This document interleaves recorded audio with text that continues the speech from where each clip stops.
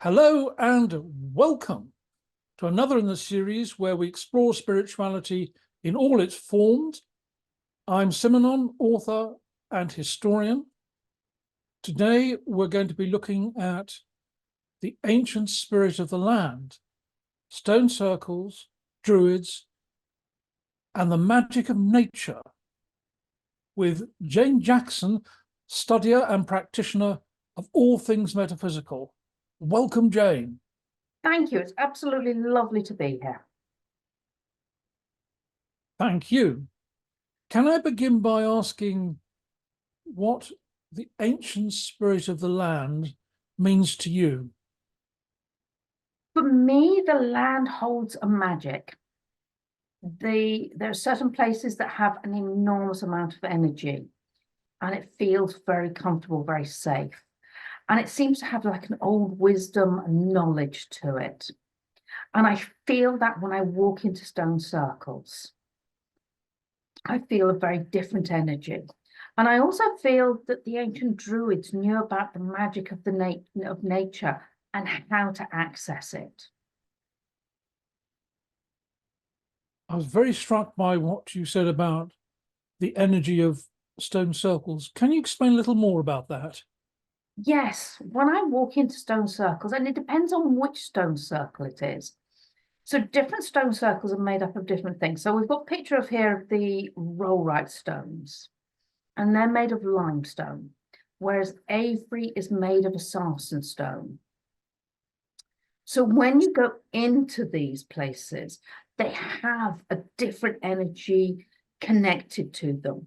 They're both very powerful. They both have strong energies, but I think that they were used for different things. And also I think that the placement of the stones and the stone circles would not have been a random thing. They were drawn to these spots and these places, and that's why we've ended up with the stone circles where they are. Thank you for that. Having recently walked up the ceremonial avenue at Avebury, I can certainly recognize that they were constructed with the highest spiritual awareness. It's quite extraordinary. So we have the ancient peoples that built and worked with stones. If we move on now to the Druids of the Roman period, I wonder what sense you have of their spirituality. It seems to me that their spirituality was very similar to the spirituality that we have today, but I feel as if ours has become diluted. And that is in part is because we have so many other stresses of the world. We have so many other things going on. It also seems to me that when there's a lot of buildings around, if there's a lot of cement or there's a lot of metal buildings, then intuition doesn't flow as well. So for me, I need to get out into nature and connect with the nature. So I don't feel as if we've lost it completely, but I think that we have to open up the possibility to get back to it. I feel as if they were also immersed in nature, and they knew how the plants held medicine and information for them. So we also have the OGHAM, and they have loads of wonderful messages for us of what the trees held. And we still have that information today. If we look at water, water healed and water kept us alive.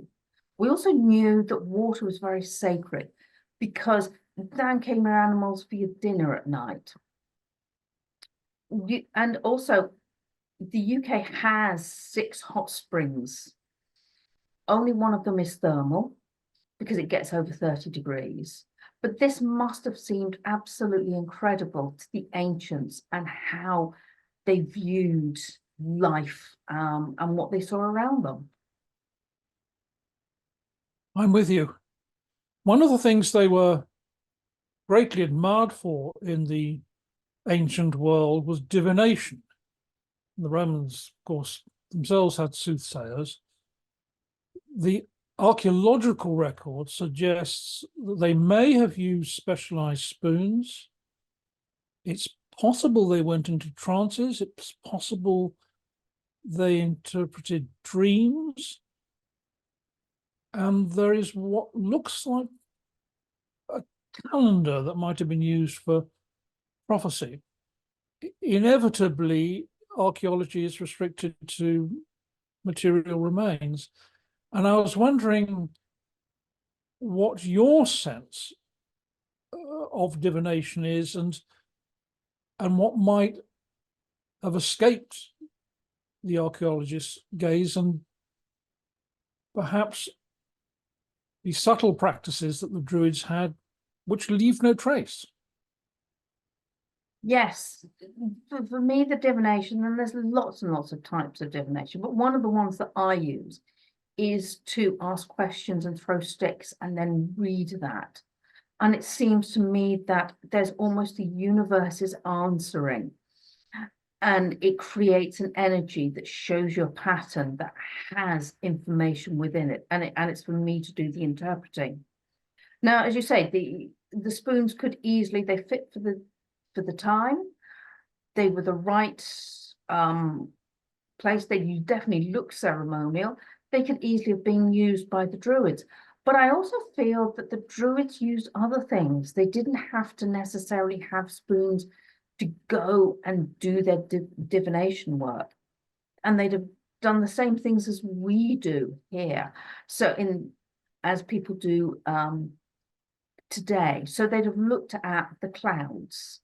They'd have looked at the fire, and they'd have read things in the fire, in the clouds. And of course, this wouldn't leave any information for us. Now, when we look at the reports, and the Romans say they're admiring our divination skills, they've actually got to be very good divination skills, because the Romans had their soothsayers, they had their seers in the culture. So they know, and they've experienced what a good soothsayer is. So if they're saying that we're good on this, then we must have been very reasonable at it. The other thing the Druids were known for was the belief in reincarnation, which the classical sources link very much with Pythagoras.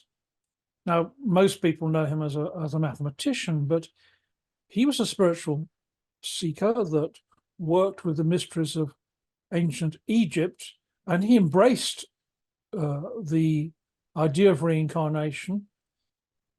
And it's interesting that they linked Pythagoras to the Druids in this shared belief. I was wondering what resonance that had for you and your work. Yes, as somebody that takes people on past life regressions, death seems to be a very different thing, and it's not the end. So I feel that the Druids did not see it as the end either, just a new body and a new chapter. So, thinking about the ideas of the end and a new chapter, one of the things the Druids were infamous for, was, according to Roman sources, including Julius Caesar, that the Druids practiced human sacrifices. Now, we know that the Romans regarded Britannia in general, and Druids in particular, as wild and strange creatures. And there was a great deal of hostile and ill-informed comment. Nevertheless, there are instances of what appear to be ritual killing. So I wondered what your feelings were about this. So I don't want to look at this question through rose-tinted glasses. We have a picture here that's from the Victorian times, and we know that the Victorians embellished things. We know that the Romans were the victors, and so it's not necessarily the full story that you're getting. But also, it could well be that they had sacrifices. it doesn't look as if they had them often. We definitely haven't got the evidence to suggest that they had them on an often occurrence. But I think the important thing is here, when you look at it, that if they were sacrificing people, the ancient mind would have been had a very different perspective on this, because you're not necessarily seeing death in the same way. One of the things, of course, one has to bear in mind is that human sacrifice was not unknown in the ancient world. The Carthaginians appear to have practiced child sacrifice. So it may have been within the cultural norms, if you like. I want to ask you about the most famous of the women in Roman times, and that, of course, is Boudica. Now, we know, of course, that she led the revolt against Roman rule as Queen of the Iceni. What's less well known is that her husband had been a client king of the Romans, and when he died, rather oddly, he left her out of his will. And this has led some archaeologists and historians to wonder whether she represented the anti-Roman faction within her tribe. Now, when he did die, she seized the throne, and the Romans retaliated with infamous brutality, having her flogged, raping her daughters. But we're also aware of the fact of the coincidence between her revolt and the Roman attack on Inis Mons or Anglesey, leading some to wonder whether it was coordinated, and indeed how much she was part of the Druid network, and whether in fact she might have been a Druid herself. I was wondering, did you have any sense of this? It's a very interesting question. Thank you for this. So we look at Boudica.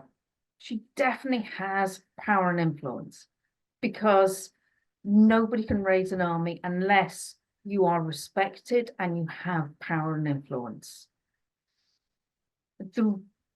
It certainly would have been known that the Romans have gone off to fight the Druids up in Anglesey. The Druids seem to have had a very important role within the tribes, within the communities. So I'm sure that she would have been very connected to the Druids. And it could easily have been that she was actually a priestess herself. I'm not totally sure, but there was definitely a strong influence. And if she thought that the Druids were in trouble, she'd have wanted to go and help them, because these are our local healers. These are our local spiritual people that are around. So it's a kind of, could be, might be. I'm not sure on that one.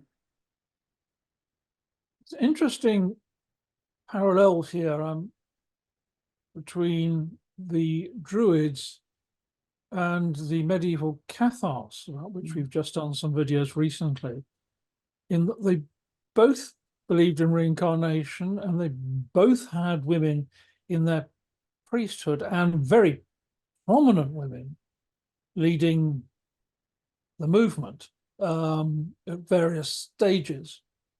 So there's much to ponder on that. And I was wondering, more generally, what lessons you think these ancient peoples have to teach us today?